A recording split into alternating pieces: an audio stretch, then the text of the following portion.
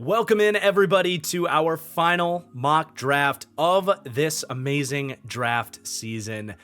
Just want to say thank you to all of you for making this another not just successful but enjoyable draft season. All of you with your engagement with the videos, the comments. I'm just so thankful to have this community here supporting me and this channel. And I just want to say, man, I am ready at this point for the draft. So excited to get the opportunity to hang out with you guys for my live stream this weekend. I know there are so many options out there in the big 2-5 to consume the draft live. So many amazing content creators out there, so many different flavors. I certainly pride myself on the work I've put in over the last 4 months, grinding tape, not just on the first round guys, but in the later round prospects, so that all the way through the draft, I can give you my honest opinions on how these guys stack up, and not being afraid to tell you when I don't like a pick. And then, man, the other thing I love about my live stream is I don't have a guest. And that means it is really a conversation between me and you guys in this amazing community, getting to interact with all of your thoughts and questions from the chats, from the super chats. So if you're choosing my live stream this weekend, a huge thank you. It does not go unnoticed that you are electing to spend one of the best weekends of the year here on this channel. But without further ado, let's get into why you clicked on the video, this mock draft. I'm doing something I don't normally do in a mock draft, and that is a predictive mock draft here.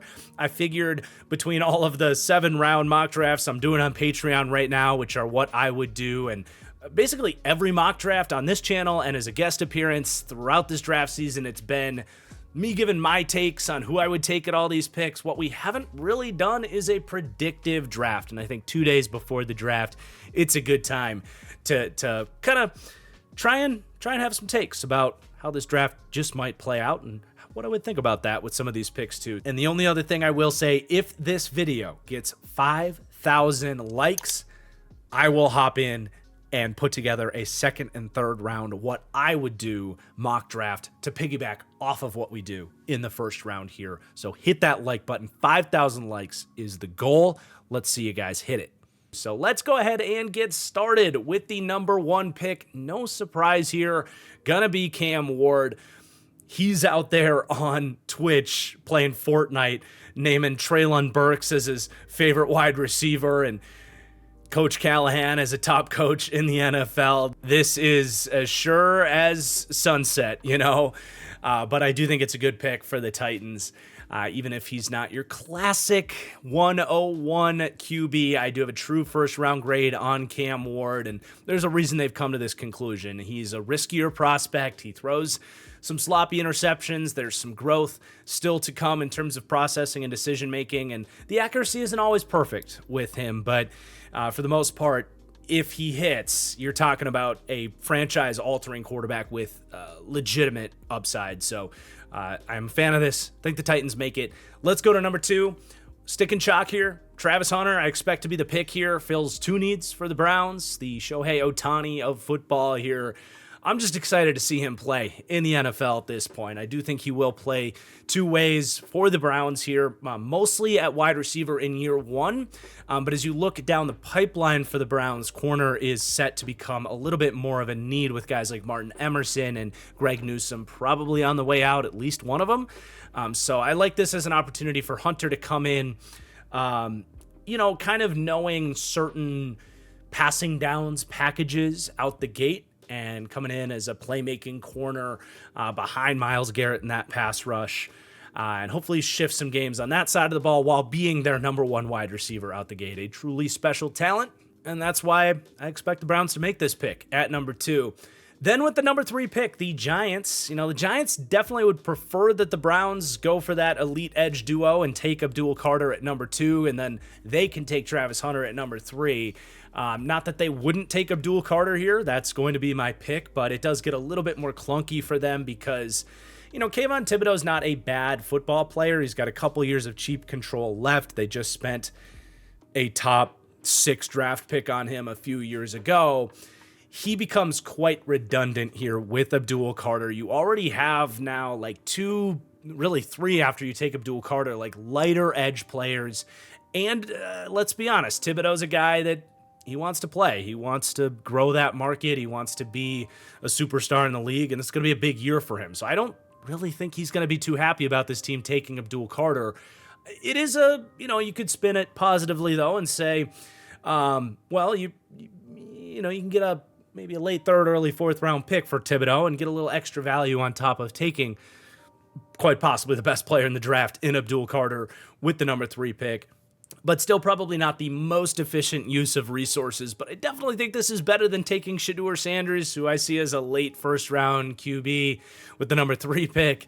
I think they see it that way as well, unless ownership really steps in and meddles here to bring in the Sanders family to this organization with the number 3 pick. I expect this to be the move, and man, that defensive line is going to be really fun to watch with Dexter Lawrence and quite possibly a top 3 edge duo within a couple years, depending how quickly Abdul Carter hits his upside. But really, really a dangerous D-line there to have an identity for the New York Giants. But then with the number 4 pick, the New England Patriots, some say this is where the draft begins. I tend to agree. They could go in so many different directions. Personally, as I've made the pick time and time and time again, my pick would be T-Mac Tet McMillan, who I have as my number 3 player in this draft class. I don't understand the fall personally. We're not going to be waiting too long to see him come off the board, but it doesn't sound like this is going to be the pick for New England. That would really bother me as a Patriots fan. They've made so many mistakes at wide receiver. I'd be afraid that this is another one, but there is a lot of smoke, a lot of dots being connected between Will Campbell, Mike Vrabel, and the New England Patriots. It's not a bad pick. It's just not the pick I would make, but I am going to go with the expected pick of Will Campbell here, who will come out and play left tackle with the shortest wingspan we've seen from an offensive tackle in the 21st century. I did think his lack of length impacted his game, and he's an interesting prospect, man. Picking him at 4 is certainly not the direction I would go. Not that he doesn't belong inside the top 12 picks or so. But even going with like an Armond Membou is an easier sell for me at 4 than Campbell. But he seems to be their guy. I'm going to predict that this is where they go. Then we have Jacksonville up at pick 5. I sat there thinking about this, really where my gut tells me they're going to go, and I settled on Ashton Jeanty out of Boise State, the best player available on the board. And then I went and looked at the Vegas odds. He's the favorite to be the pick with the number 5 pick at this point in time. So I found out, hey, maybe I'm not so crazy here. But this just came down to, Liam Cohen coming in, and there's been a lot of talk about them wanting to find sort of a franchise, let's just call it a poster boy, like first pick in the new regime, someone that's going to be kind of their cornerstone or one of their cornerstone players. Obviously, Trevor Lawrence and Brian Thomas Jr. are there, but trying to find a cornerstone player for this franchise as they head into this regime. That does scream Ashton Jeanty, but it's not just all about that kind of hoopla. It's more about like Liam Cohen wanting to get this offense going. Honestly, there's been so many issues in Jacksonville. Trevor Lawrence obviously has not been perfect. Their defense has had certainly their struggles and all of that, but at the core of everything, frankly, they have not been able to run the football. It's been infuriating under the Doug Peterson era. Go get Ashton Jeanty, man. Like, he is going to ignite your run game. I don't think the offensive line is so bad that he's going to come in and not have blocking.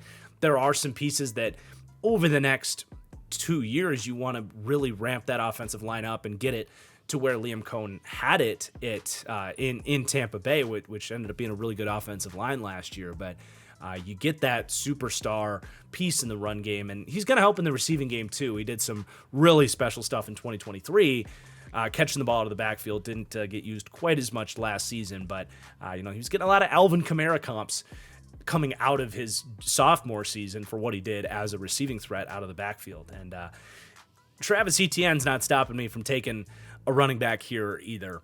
But at number 6, the Raiders, who also I think are very honed in on hopefully getting Ashton Jeanty with the 6th pick. It's not too hard for them to pivot here, though, and go with a pick that maybe even excites me more for the Raiders than Ashton Jeanty, and that is Mason Graham. Man, you think about what the Raiders wanted to be last year with a really promising defense from 2023. They were a top 10 defense. That obviously didn't happen last year, but Max Crosby injured early, played hurt all year, was not the same elite defensive player of the year Max Crosby as we have come to know and love. They make the big splash signing, the highest paid non-quarterback in free agency. They bring in Christian Wilkins from Miami, and he doesn't even really play for them. And then even beyond that, Malcolm Kuntz had huge expectations coming off a big finish to that 2023 season. He missed the whole year. So you basically get your defensive line back, the identity of this team, and add Mason Graham, who's like the perfect athletic interior piece to just ramp things up a whole nother level. That's very exciting. And you talk about the Raiders trying to be a frisky team under a defensive-minded Pete Carroll. Having a defensive line like that could quite easily be the best defensive line in the league if Graham is good right away, and if Malcolm Kuntz can take that step, easily could be the best defensive line in the league. So very exciting pick for the Raiders at 6. They sit in a pretty good spot where I think they're going to be able to get either Jeanty or Graham and feel pretty damn good about that. Then at number 7, this one's very easy. The New York Jets, Armond Membou. They have almost told us what this pick is going to be if he's here, in that, like, their offensive line looks really, really good. You know, with that Lions regime coming in, they're going to be about trench play and physicality and building through the trenches there. But that right tackle spot is just a gaping problem right now. I think they feel pretty good that Membou's going to be there, and if not, maybe they do have guys in the second round that they have their eyes on, or maybe they think Will Campbell could be a right tackle for them. I don't know, but I think it is relatively likely that Membou is here at 7. I think it was Todd McShay was saying that some of the people in the league think the media is a little bit high on Membou as like a lock top 5 player. So wouldn't be surprised to see him there at 7. Then the Panthers at pick 8. They definitely seem pretty locked in on Jalon Walker out of Georgia. There is a lot of buzz of him going top 10. This is a pick that I really disagree with. The Panthers fan in me, Panthers fans, you know I love me some Carolina Panthers. I haven't just moved back from Charlotte myself, but the Panthers fan in me would be very skeptical of this pick, but it does feel extremely likely. The way they've even talked about like the idea of taking a wide receiver in the first round, they've almost dismissed it. And certainly going D-line, you know, I've seen some Jahdae Campbell here at 8. I've seen some corner here at 8. They got to get more pass rush in Carolina, in my opinion. I know that you've got Derrick Brown back. I know they added Tershawn Wharton over from Kansas City. That's not enough for me when your starting edge players right now are DJ Wonnum and Patrick Jones and DJ Johnson. Like, that's just not NFL caliber. Those are all rotational backup players. So they do have to go edge with their first or second pick, in my opinion. Personally, if the board falls this way, I'm running the T-Mac pick up to the podium.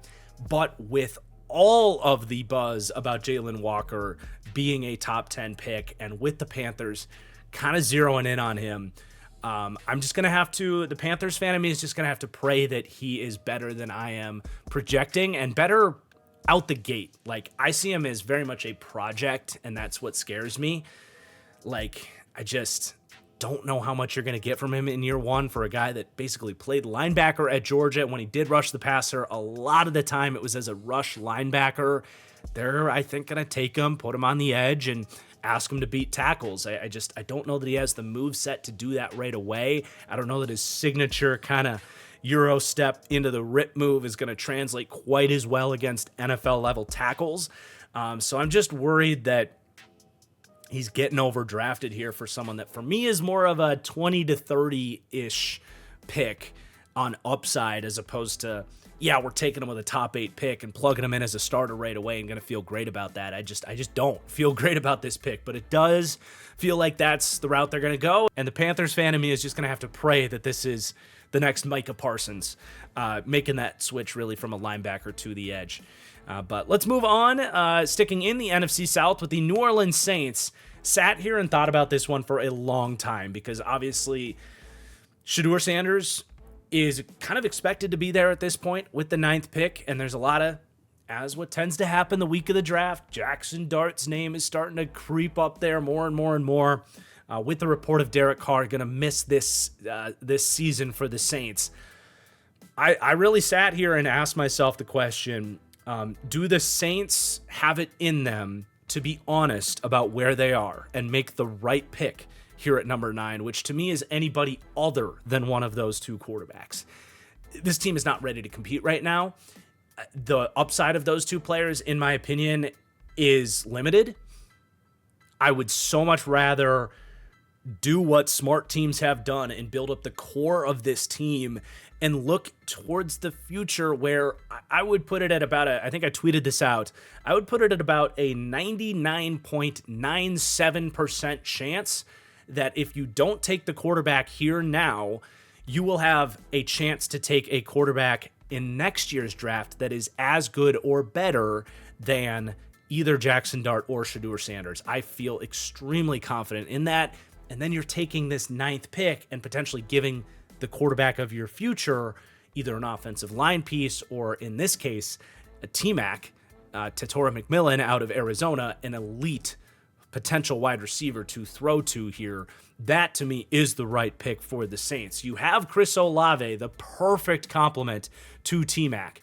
Hopefully, you have Chris Olave, who has serious durability concerns at this point in time. Rashid Shaheed, if healthy, can take the top off the defense. What a perfect wide receiver trio in all reality, with if those guys can stay healthy, which is a big if, but with Olave as your separator route runner type, with Shaheed as your deep threat, and then McMillan as your big-bodied, contested catch wide receiver that would be like an A.J. Brown in this Kellen Moore offense, with Chris Olave being the Devontae Smith. It just could not line up any better. Love T-Mac here to the Saints. And this is, by the way, for the draft prop people out there, this is the one that I like the most in terms of draft props, is for Tet McMillan to go in the top 10 of the draft.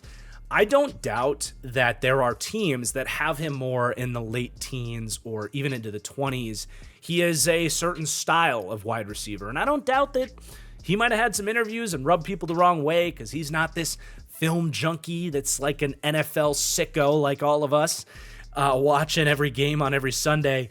That might have rubbed some teams the wrong way. I don't doubt that. But you know who was just like that? Puka Nacua. Doesn't seem to bother his tenacity on the football field. So I just feel like I look at the landscape of how, NFL draft media talks about McMillan, where you're basically either like me, and I know a lot of people like this.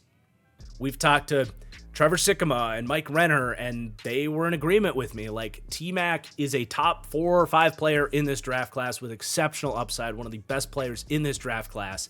And then you do have some people that I really respect that are lower on T-Mac. I think that the NFL is going to be like that, where you're going to have some teams that are lower on him. You're going to have some teams that if he's there at 9, you're like, boom, yes, thank you. Like, to me, that would line up for the Saints, especially when you talk about some parallels to A.J. Brown and McMillan in terms of where they win and how they could be used within this offense. So that's what I'm going to predict is McMillan to the Saints at number 9. And then we have the Bears up at pick number 10.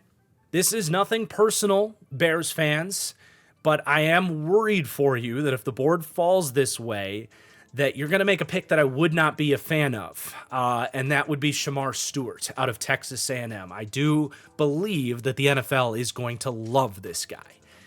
The insane traits, the get-off, the length, the power, the bull rushing potential, and not just that the NFL is going to love this guy, but the Bears specifically are going to be drooling over Shemar Stewart if they can't get, say, Ashton Jeanty. I know there's thoughts of Ben Johnson getting an offensive piece to continue to ramp things up for them. But honestly, their biggest need, if we're being realistic, is going to be edge rusher. especially if you factor in that Dio Odeingbo is very likely to slide inside on pass rushing downs. This player in Shemar Stewart is exactly the type of player that Dennis Allen loves, absolutely adores, these big, long, thumping edge rushers. You go back to when they traded, used basically 2 first-round picks to go get Marcus Davenport. They've obviously had Cam Jordan for so long, but Carl Granderson, they spent a high pick on Peyton Turner. Like, this is exactly the type that Dennis Allen likes, and not a bad mentor in Montez Sweat, who is actually not a bad pro comp for Shemar Stewart. Sweat came in very raw. He's kind of the best case projection for a guy in this profile. Now, Sweat went late first, right? Taking that guy top 10, you're a little worried of the Miles Murphys and what we've seen from Lucas Van Ness so far, and so many other guys drafted off of the potential that haven't lived up to it. Tyree Wilson a couple years ago, who I didn't even mention when talking about that great Raiders defensive line a few picks ago. So this is a risky pick, but I do believe that they are going to be very high on this player.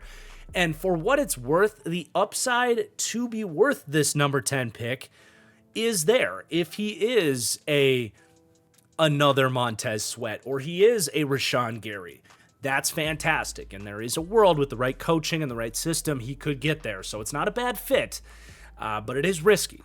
Ultimately, it is a pick, though, that I think the Bears will be strongly considering at number 10. Then at number 11 for the San Francisco 49ers, stick and shock here, at least what's been shock on this channel, Walter Nolen to them. Just love the way he fits not just their needs in terms of the fact that defensive line has been completely depleted from what it once was. Defensive tackle is a gaping problem for them, but love how he fits the system with Robert Saleh. I think Walter Nolen has immense potential to develop more of a pass rushing tool belt. He has all the traits to start doing more swim moves and cross chops and even spin moves on the inside. Right now, he wins with his athleticism and his power. He wins with rip moves and bull rushes. But I do believe for a system that's going to run a lot of games, a lot of stunts and slants up front, with Robert Saleh coming back especially, and Chris Kachurik getting a chance to coach him up, yes, absolutely yes, Walter Nolen, who is the 10th player on my big board, is worth it here with the 11th pick for the Niners. Before we go to the 12th pick here, I do want to thank the sponsor for today's video, SeatGeek. Guys, baseball season is in full force. MLB and NHL playoffs are in action as well. If you are heading to games, or maybe you're eyeing down a summer concert, SeatGeek is the best place to go, where you will get the most bang for your buck, the best seats, the best user interface. I love that they do a great job showing images of what the seats are going to look like. They color code all of the seats while you're browsing so that you do know where the best values are. Their app is great, and they are very user-friendly as well. They make sure you get your tickets right there in the app, so you don't have to stress about jumping through email chains and multiple apps just to get those tickets loaded up to scan at the gate. I have happily partnered with SeatGeek for years on this channel, and they are my go-to app when looking to go to a game or a concert. And because I've been with them, you may have used my promo code in the past. Well, SeatGeek has re-upped a new code for us. It is code TFG10. So if you've used an old code and you want to save up to $20 on your next ticket purchase, you can use that code TFG10, or if you are a first-time customer, the same applies. So thank you to SeatGeek for sponsoring today's mock draft. That's going to be code TFG10 at checkout for you guys, and I hope you have a great time wherever you're headed, and good luck to your team. But let's go to the Cowboys at pick 12. I went to a Cowboys game a couple years ago. You might need a little discount on those tickets if you plan on going to Cowboys games this year. It ain't cheap down there in Dallas. I think they charged me $85 for a pair of vodka Red Bulls. there. I'm not salty, I promise.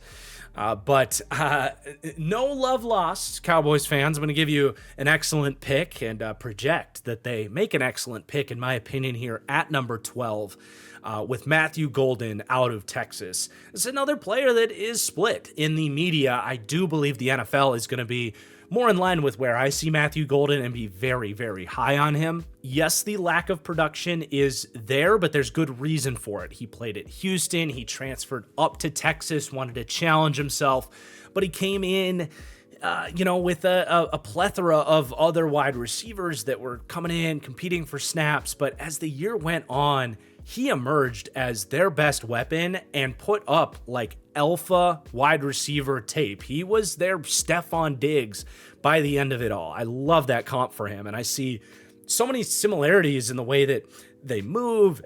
They have that same elite first step acceleration. But for a smaller wide receiver, just like Stephon Diggs, tremendous at attacking the football and winning contested catches. I don't think it's crazy to say he could have the upside of something like a Stephon Diggs. And the route running is just phenomenal. The release, there are so many similarities there. But the beauty is he doesn't even have to be that good for Texas. He could be Jordan Addison, and you're perfectly happy with this at pick 12. But again, I think the upside is even better. And you notice how I didn't even mention speed with him? I don't think he plays up to that 4.29 40. But it sure is nice to know it's in there somewhere, right? And if there's a 5% chance that he can unlock that type of speed with all of the other stuff he does, we are talking about like an elite wide receiver, like crazy, crazy stuff.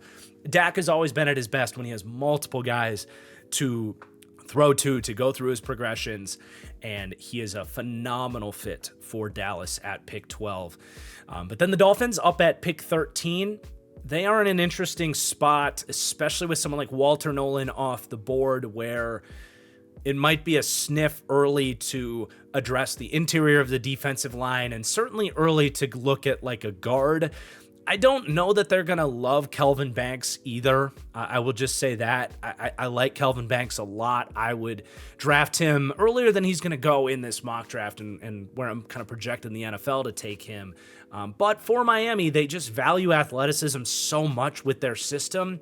Kelvin Banks, not only was he limited in terms of high-end athleticism, I was a little underwhelmed when he did get on the move with his targeting system to find the right guys. Not that that isn't coachable, but, it might be enough to deter them from taking him here at 13. So who's really the right pick for them? What do they consider? Kind of crossing off offensive line. You certainly might think about like a Kenneth Grant out of Michigan. Maybe a Derrick Harmon could be in play for them. I think it's maybe just a tick early. Plus, there's been some rumbling that he might fall a little bit because of some medical checks. To me, the one guy that does stand out to me is Will Johnson, the corner out of Michigan. And he is my 15th overall player on my big board, so I do see this as a phenomenal pick. But for them especially, they are one of these teams that is theoretically running the Mike Macdonald system under Anthony Weaver there in Miami. And I've talked about this with Will Johnson. He is at his best as an off-zone corner, and he brings a unique asset to any of these teams that do use that Mike Macdonald terminology and want to run some of those coverages, and that he's been in it and he has thrived in it for the last 3 years under Jesse Minter's defense and the staff that followed after him. So he is uniquely plug and play for a Dolphins team that, if they do move on from Jalen Ramsey, desperately need an outside corner.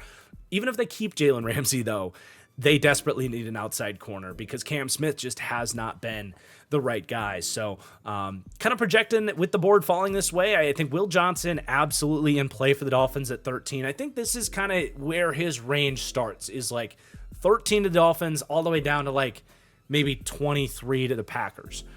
There's been some concerns about like long speed and can he play in a press man system and all that. Well, we just broke it down. Like that's not necessarily what they project to be in Miami. But then at pick 14, Tyler Warren is there. I would not be surprised if the media is just a little bit higher on Tyler Warren. We'll see. this is definitely one where I could be dead wrong and he goes, in the top 10 for sure. Any of those teams, really 7 through 10, could be considering a Tyler Warren. Obviously, at 14, I'm not trying to talk crap about the guy, but this is lower than he typically gets mocked, and I am trying to be predictive here. But I do think from the NFL's perspective, a fifth-year breakout player that I don't think is an exceptional route runner, I don't think is an exceptional athlete, and a lot of his usage was very manufactured at Penn State. Now, I think his run after catch ability is phenomenal. He's got great ball skills. Again, not trying to talk crap about him. This is not some tremendous slide, but I don't know that it's just a lock that he's a top 10 pick as a tight end. I think especially when you talk about his blocking, he's not all the way there yet. If he was a great blocker, I would say yes, top 10, absolutely. But we're going to put him here to the Colts, who, if he is there, just a truly phenomenal fit. I think it is their biggest remaining need outside of a guard, which you could consider here. But they do have some guys. Goncalves played okay last year. I think they're going to try him at right guard in year 2. But I think about him and Anthony Richardson as a playmaking entity between RPOs and the play action game, just being yet another addition to this. I don't want to call the Colts offense gimmicky, but it is very predicated on the threat of the QB run and RPOs and play action, and dropping Tyler Warren into all of that with his run after catch ridiculousness, or just the ability for him to slip up the seam and contort his body for a tough catch when teams are worried about stopping Richardson and Jonathan Taylor. He really is a special fit for this team. So I don't think they would hesitate but to stop the Tyler Warren slide here. Then with pick 15, an interesting pick here. I don't know how often I see this one, but the more I thought about this, the more I said, yeah, that could absolutely happen, and that is Jahdae Barron to the Falcons. I do think the NFL likes Jahdae Barron more than I do. He's inside my top 50, but more of an early to mid-second round prospect, in my opinion. And I say that because I think Jahdae Barron is a slot player.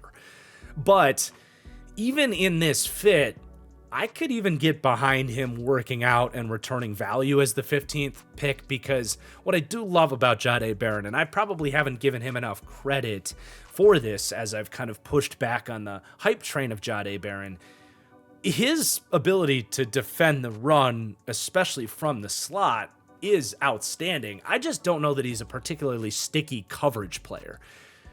And I don't really like him as an outside corner. But I look at the Atlanta Falcons with Raheem Morris's defense, trying to replicate what worked well for them with the Rams. That defense has been at its best when they have that big thumping star position, that nickel corner who's able to, of course, cover players, but act as a weak side linebacker at times and fill in the run and be a steady tackler. That allows you to stay in your nickel defenses against heavier boxes and just be so moldable as a defense. I think this as a piece for this secondary makes a ton of sense. I'm still worried about that defensive line, but I don't know that realistically they're going to be the team that wants to roll the dice on some of these character issue guys like Mike Green or James Pearce. They've invested in so many different body types and, second, third round picks. They bring in Leonard Floyd, Morgan Fox. I think they want to stunt up their pass rush quite a bit. But they don't have a great answer in the nickel for how they play defense. I like Clark Phillips, but he's shown to be better as an outside corner, especially in this off-zone system. I like D. Alford, but he had a down year last year, and he is a thin guy that cannot be that big nickel for them. So I've explained the scheme fit there. I think this is about more of a starting point for Jahdae Barron is like the 15 to 25 range realistically for actual draft day here. But definitely the fit lines up, and we're going to predict him there to Atlanta at 15. But then the Cardinals up at 16. I went with Kenneth Grant here.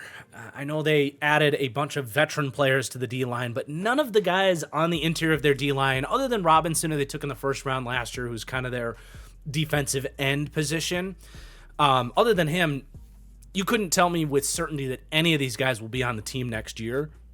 You certainly don't always draft for immediate need, especially when Kenneth Grant is just such a great fit for them.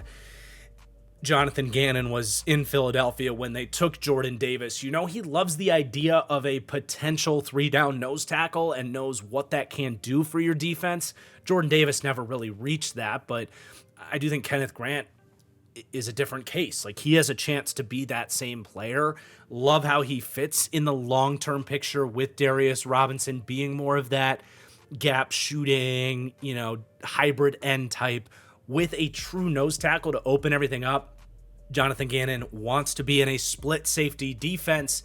And when you're going to do that, you're going to have your safeties deep. So many of these teams in the NFL are doing this right now.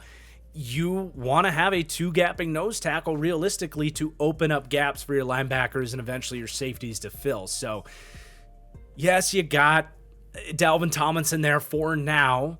Man's going to be 32 after this year. So you don't really treat him like a long-term solution.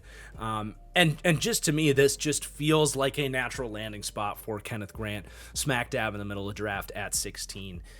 Then at pick 17, my prediction here I think is going to shock some people. With Nolen gone, with Kenneth Grant gone, and with some potential injury questions getting raised here on Derrick Harmon, I'm going to take Tyler Booker at 17 to the Bengals.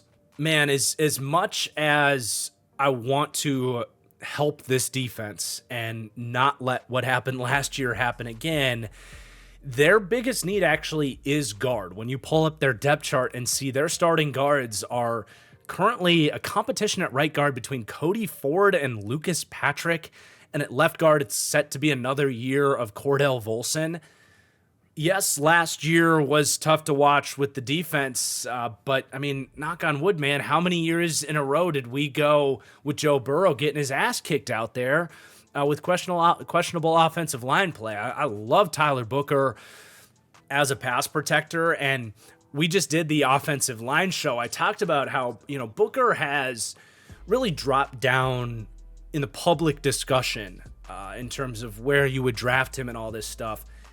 I see it as mixing up the narratives where he can't play in a Shanahan-style wide zone move blocking scheme, and I totally agree with that. He would have a 4th-round grade probably if you were one of those systems. But for a team like Cincinnati that is at this point a north and south kind of shotgun spread style inside blocking scheme type of offense, Tyler Booker is absolutely a 1st-round grade for me. Incredibly smart, incredibly tough, and he's going to keep Joe Burrow upright at the end of the day. So that's me selling it from my perspective, but it also sounds like the NFL loves Tyler Booker. I think it was Daniel Jeremiah said a scout told him that it was literally the best interview he has ever heard from a player. So I do think he's going to go earlier than the media is talking about with him.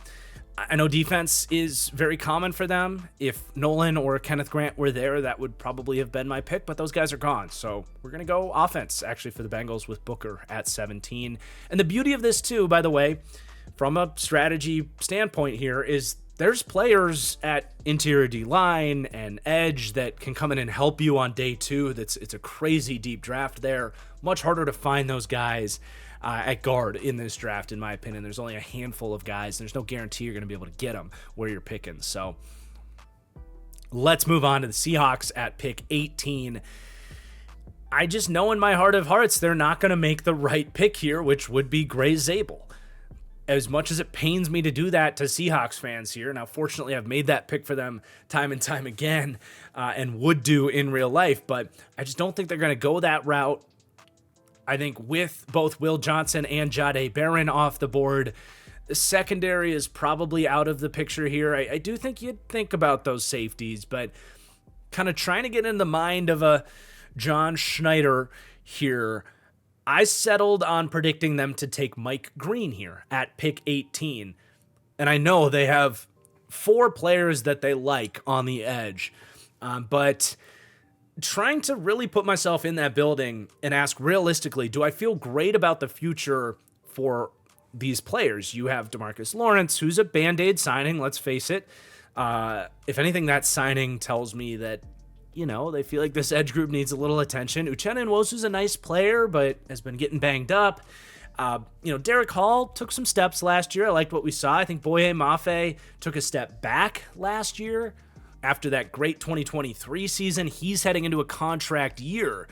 So I feel like I've maybe dismissed edge, especially in a situation where a player like Mike Green is available here. Super, super talented. If not for character red flags that popped up from multiple years ago, he would be a top 10 player in this draft. So I think for Seattle, that I don't see that as an organization that has been always afraid to roll the dice on guys that have a background. They haven't necessarily done it as much recently, but I think they would be willing to do this, and the upside is just too great. So this is one that I could see them making, actually, why we went with it at 18. Number 19, we can save some time here. If Jahad Campbell is here at 19, it's going to happen. It's what I would do. It's what we would do. It's what they would do. Like, come on. He is the perfect Todd Bowles linebacker. It's the perfect spot. This is like exactly kind of where he slots too. Like, at least on my big board, I have him 18th on my big board. So him going 19th here, it just all adds up. It's, in my opinion, the biggest need on that defense. Yeah, I mean, seriously, we don't need to spend any more time on it. And frankly, at pick number 20, very chalk as well. Omarion Hampton to the Broncos at pick 20.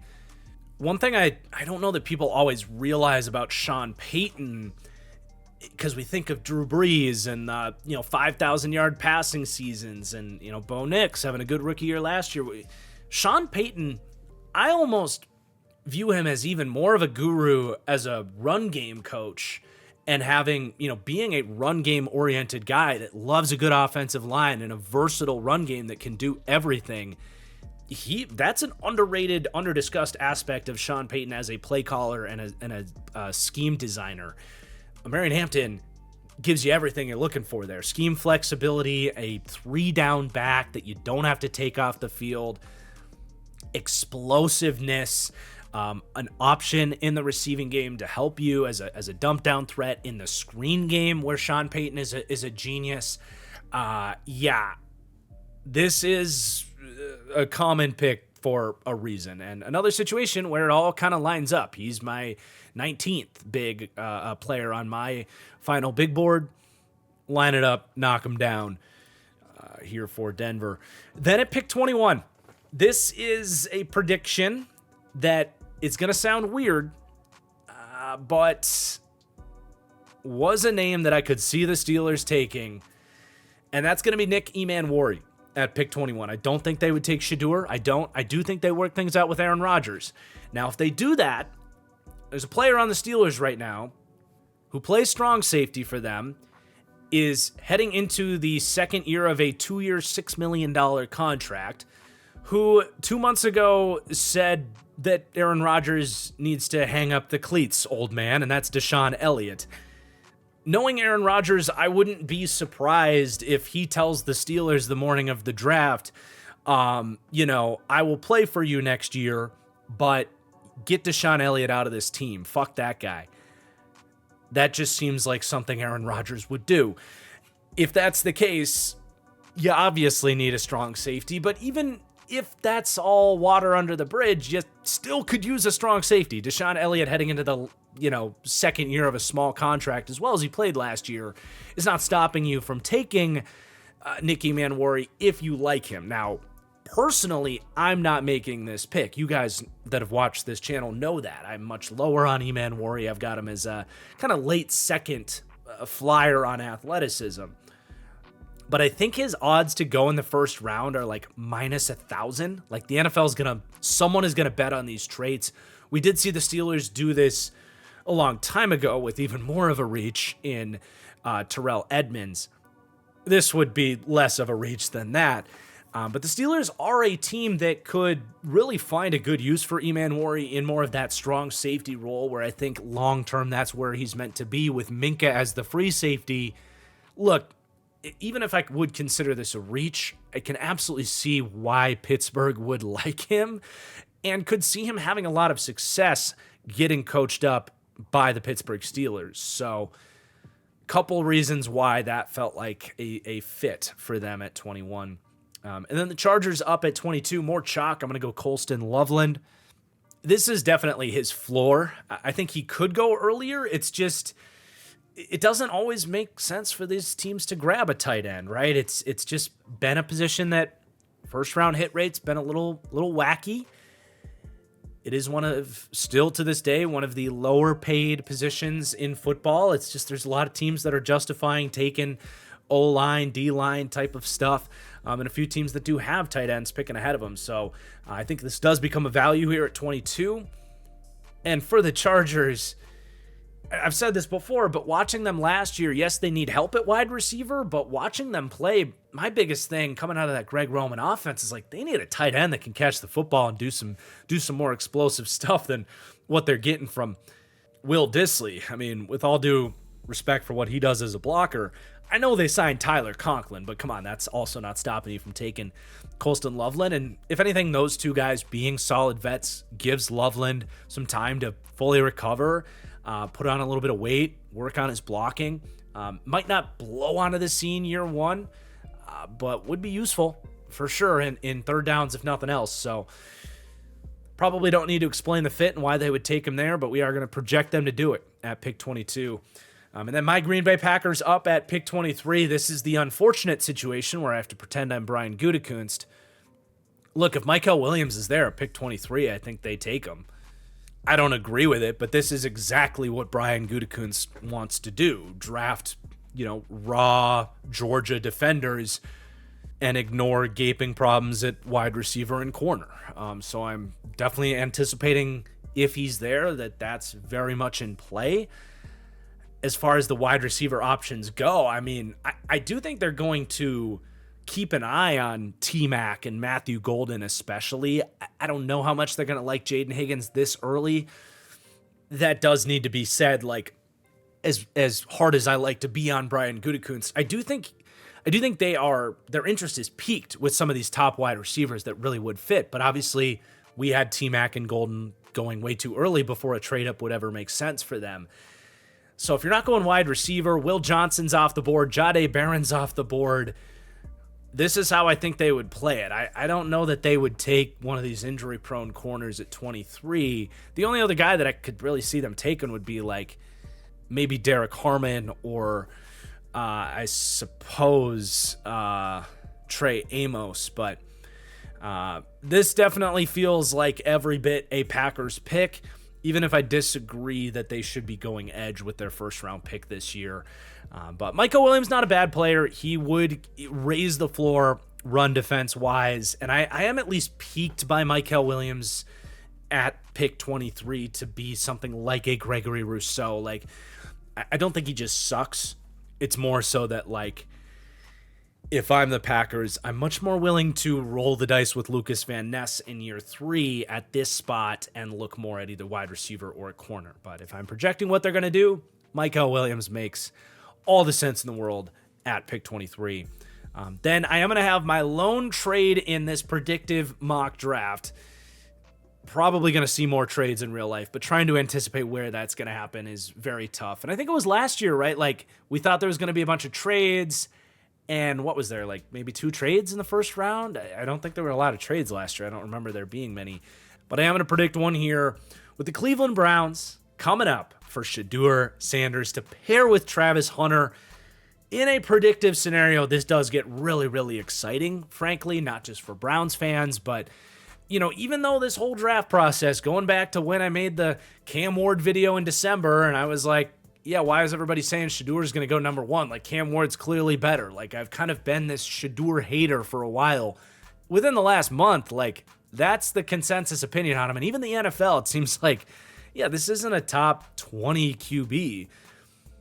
but I still think he can play at the next level. Like, my pro comp on him is Brock Purdy. Like, it's kind of at this point where I don't have to be so negative talking about Shedeur all the time. Like, I think there is a world where he goes in the back end of the first round on a rookie contract, reunited with, like, his best friend and Travis Hunter and all of this in a Kevin Stefanski offense that I think does fit his skill set to attack the middle of the field. You know, I don't love Shedeur as a outside the numbers deep ball thrower, but Stefanski loves scheming things up in the middle of the field. You got Hunter, you got Judy, you got Tillman, you got Njoku. This could work, man. As far as the trade details, it's going to be a little bit of an overpay in the Browns, for the Browns, because I do think the Vikings have a lot of leverage with that Rams pick coming up. Could potentially be targeting Shedeur.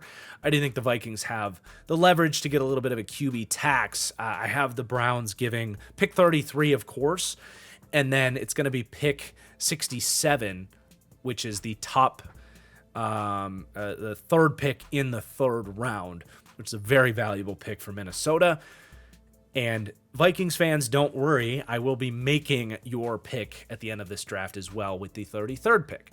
But I absolutely love that for Cleveland. It's something I would actually personally do, and I feel pretty good that it's gonna happen too. Like, I think Cleveland's setting up really well to make this happen. If it's not Cleveland, I think the Giants would be in play to make a move like this too. But now at pick 25, I've got Kelvin Banks staying close to home, going to the Houston Texans. I do think the NFL is going to be just a tick lower on Banks just because he's not a great athlete. The main reason I say that is Dane Brugler, who's very connected, and I value his opinion on this. He actually wrote up Kelvin Banks as just a guard in his Beast draft guide. That was eye-opening to me. I disagree. I think he deserves a chance to be a tackle, but I definitely think him going more in this 20 to 25 range is more likely than him going in the top 15. We'll see how that ages on draft day here. But for the Texans, this is a no-brainer. They actually need more help at guard out the gate. So Banks can absolutely do that. I love his projection as a guard. But I do think he has potential to be more of a franchise tackle down the road. They have some Band-Aids out there right now. They bring in Cam Robinson, Trent Brown, not long-term options, obviously. And then they want to see what Blake Fisher is in year 2 as well. So you can play him at left guard or right guard, whichever one you want. Makes it a win-now pick, and definitely a good move for the future of this team as well. Looking to find a long-term replacement, of course, for Laramie Tunsil. And then at pick number 26 for the Rams, I'm going to go Josh Connerly here. Very easy choice, frankly. Talked about Connerly in the offensive line rankings video that I just posted about a day ago here. But I love the idea of Connerly getting an opportunity to sit for a year and then getting brought in, because I want to see him just, of course, any young player can use the time to kind of learn and develop technique, but especially taking the time to bulk up and increase his play strength a little bit. The Rams have an excellent nutritional program, facilities to get the most out of him in terms of bulking up a little bit. Rob Havenstein is going to turn 33 here in a couple of weeks and is heading into the last year of his contract. So you don't always draft for immediate needs, but after this season, that tackle spot is going to be a very pressing need, and I think Connerly has a chance to be a franchise tackle, and if anybody gets banged up, you got an excellent backup to step in. Then at pick number 27, it's going to be Malaki Starks to the Baltimore Ravens, just kind of picking up the breadcrumbs as they've done in drafts past with guys like Kyle Hamilton, Tyler Linderbaum. This feels reminiscent of those picks. Safety is a high-key need for Baltimore, not just in the sense of having two starters. You have a Darius Washington the last year of his deal. I wouldn't be surprised if internally they look at a Darius Washington, the big year he had, and view that similar to what Geno Stone did in 2023, where it's like, this is kind of a system player at a volatile position. We don't know that he's like a long-term starter. But if he proves to be that as an undersized guy that doesn't have great speed, that came into the league, what was he, 7th round, undrafted. If he proves again that he can do that, great, no problem. The Ravens love 3 safety stuff, and they adore putting Kyle Hamilton down where he's best as that star defender, nickel corner, box safety, kind of that 3 safety base defense that they love. So whether, regardless of what you think of Adarius Washington, Malaki Starks has an easy role for you in a defense that they run a ton. And let's say you want to play Hamilton as a deep safety. I know Marlon Humphrey plays a lot of slot corner, but there are scenarios where their best defense would be Humphrey and Nate Wiggins on the outside with Washington and Hamilton as your safeties, and actually using Malaki Starks as your slot corner, which he played so much for Georgia. So there is a lot of flexibility with him. They would absolutely get him on the field. If you go back to 2023 and look at those snap counts, Kyle Hamilton and Geno Stone played every snap, and then Marcus Williams played 765 snaps in 13 games, averaged out, that's another 1,000 snaps. They were a base 3 safety defense in 2023. So for all of the reasons in the world, I would think that they would be pretty damn locked in on Malaki Starks, who's he's a great football player, but at a safety position that, sometimes these guys fall down the board a little bit, especially if it's true that the NFL likes Nick Emmanwori more than Malaki Starks, which I disagree with. If I was Pittsburgh at 21, I would much rather take Starks than Emmanwori. But again, predictive mock draft here. Don't take it out on me. But then at pick number 28, this is where Derrick Harmon's going to go. So, maybe I'm overreacting to the report that came out today about potential injury concerns. But for Detroit, who needs a 3-tech, Ali McNeil might not be ready to start this season. But when he is back, you need another guy opposite of him. DJ Reader's not going to be there forever, right? So they need a defensive tackle. Derrick Harmon, who's great value, is from Detroit. So that's an extra cherry on top. Started his college career at Michigan State. But Detroit as well have made it very clear that they are not afraid of taking risks on injury-prone players. Look at their free agency strategy. Everything lines up for them to love Derrick Harmon if he's there at 28. And then at pick number 29, this is where I'm going to have James Pearce going to the Washington Commanders.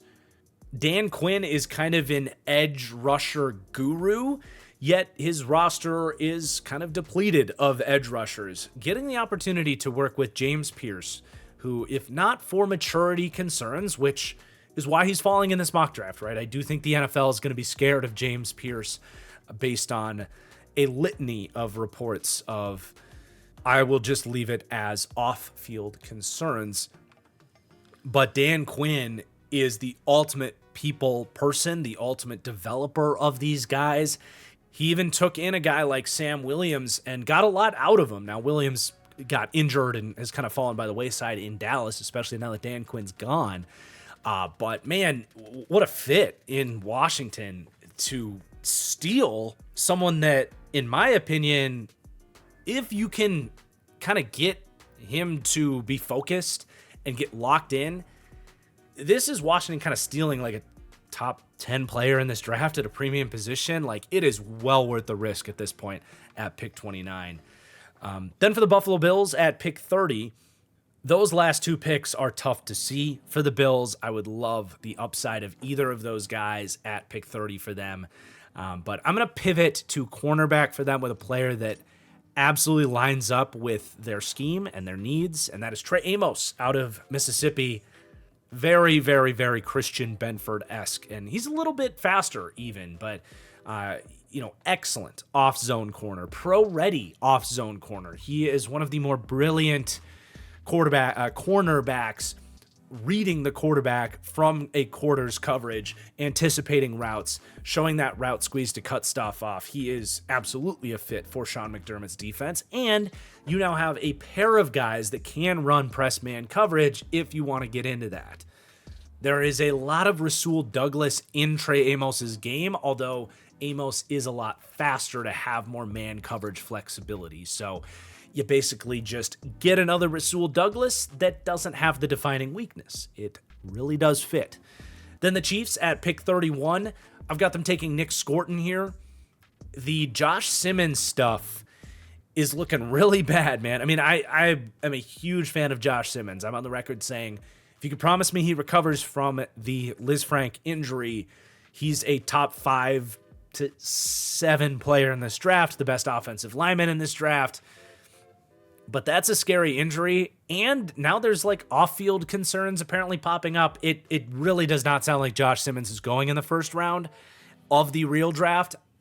I would love to roll the dice on him if I got even somewhat positive reports on the surgery, but with all of the best tackles gone, I'm going to shift my attention to the defensive line for the Chiefs, which is just as big, if not bigger, of a need. Nick Scorton reminds me a lot of George Karlaftis coming out. I look at the opposite side of that edge group, and it's like, I've had enough of Mike Dana getting 800 snaps a year if I'm a Chiefs fan. Let's get a real 3-down player out there. Felix Aduke-Uzama was, in my opinion, always a reach, and counting on much from him here heading into year 3 is really tough to expect that. Scorton really is their type, and he's got some interesting upside. You know, I talked about this a lot in my Edge video if you want to go check that out, but someone that wins with more of a crafty, finessey, rushing style, but was playing, frankly, overweight for how he won. And now he's dropped 20 pounds. Some of the bend and the quickness might be really, really good for a guy that was a projected top 15 pick coming into the year. So could be stealing some exciting potential there from Scorton too. But then our final pick in the first round here, the Philadelphia Eagles. He's still there. Howie Roseman gets away with it. I'm not going to say I hope this doesn't happen, because that implies that I don't like the Eagles. But I think the NFL is hoping that this doesn't happen. You're hoping somebody takes him because, Jesus, man, how do they keep getting away with it? This would just be nuts if they get Gray Zabel, who to me is a top. So I mean, where do I have him? I think 16th or 17th on my big board. 16th. I wouldn't be surprised if he's, in reality, he's more in this 24 to 32 range, just because I don't think Seattle's going to take him at 18. Maybe they will. But Miami at 13 is probably not going to take him. If Minnesota trades out of the first, which is very reasonable to project that here, like it's definitely possible that he could be here. And Jesus, dude, you put him in there at right guard, already a top offensive line, but they do have an opening at right guard. They're going to have some guys competing there. Not anymore. Not after taking Gray Zabel. You just plug and play. Jesus, they just keep getting away with it. But Vikings fans, you do get your pick at 33 here. Maybe not the pick I would personally make. I'm a little bit lower on this player, but I don't think this is a bad pick either. But I do think this is the route they would go after trading down, and that is Donovan Jackson at the top of day 2. Talk about a gaping hole at left guard. The Vikings spent big on the offensive line, but still have currently Blake Brendel set to start at left guard, who can start, but I think was towards the top of the league in pressure rate allowed last year. This rounds out your offensive infrastructure for J.J. McCarthy. Jackson is a very steady, pro-ready guard. I question the upside, which is why I push back on the first round talk on Jackson, but after you traded down from 24, take him here now officially with a second round pick, I think it's much more of a comfortable spot and would be still a good pick for the Vikings. But that was fun. I do enjoy trying to predict where these guys go and then sneaking in where I would agree or disagree with that. Excited to see how this plays out. I actually feel, relative to a lot of years, I actually feel pretty good about a lot of these predictions. Famous last words. I'm sure 3 of these picks will be correct, but I think they all make a ton of sense and line up with where I think the NFL will view these guys. So I do hope you guys enjoyed. I will remind you, a like goal of 5,000 likes on this video. I will hop in and do a second and third round what I would do mock draft. Hefty goal, but I know more than 5,000 of you guys are watching this video, so let's see a hit it. If nothing else, though, I am ready for the weekend, man. Excited to see you guys for the live stream. Really looking forward to it. Thank you so much for watching. I'll see you soon. Peace out.